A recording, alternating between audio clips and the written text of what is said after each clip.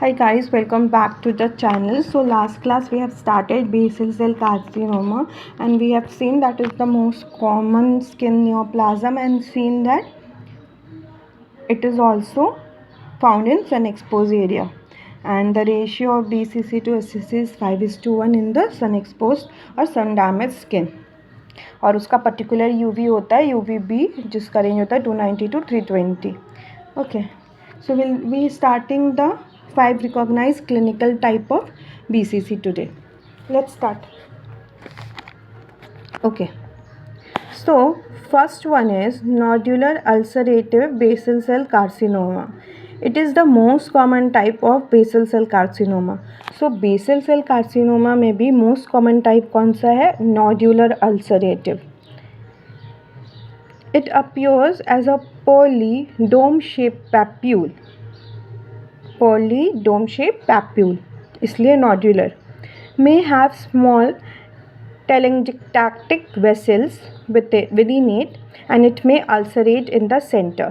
तो उनमें vessels हो सकते हैं छोटे vessels और it may ulcerate in the center और center से वो ulcerate हो सकता है. तो पैप्यूल है इसलिए नॉड्यूलर है और वो अल्सरेट हो सकता है इसलिए ulcerative. So nodular ulcerative basal cell carcinoma. Usually irregular in shape.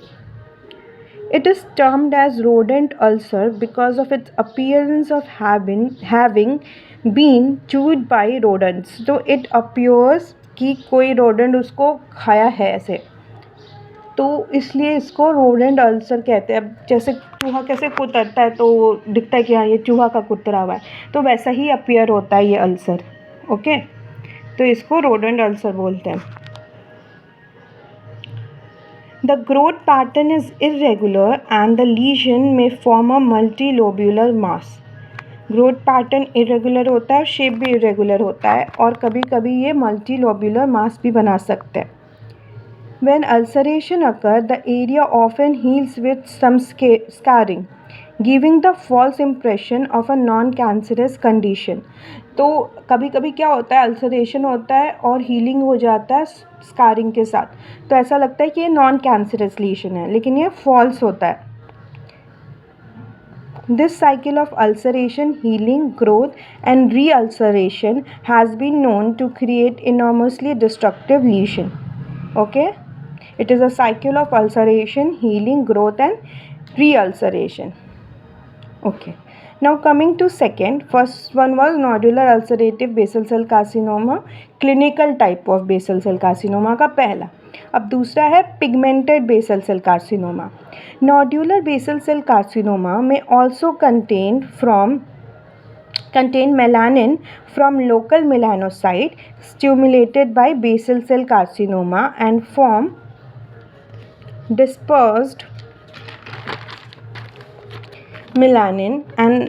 Okay, तो ये क्या होता है कि जो नॉड्यूलर बेसल सेल कार्सिनोमा होता है वो थोड़ा बहुत मेलानिन टेकअप कर लेते हैं, ठीक है, एंड और वो take up and that is taken up by microphages. Okay, which are then called melanophages. तो क्या होता है कि ये जो नॉड्यूलर बेसल सेल कार्सिनोमा होते हैं उनमें कभी कभी मेलानिन होता है फ्रॉम लोकल मेलानोसाइट और ये जो मेलानिन डिस्पर्स हो जाता है it is taken up by macrophages which are known as मेलानोफेजेस.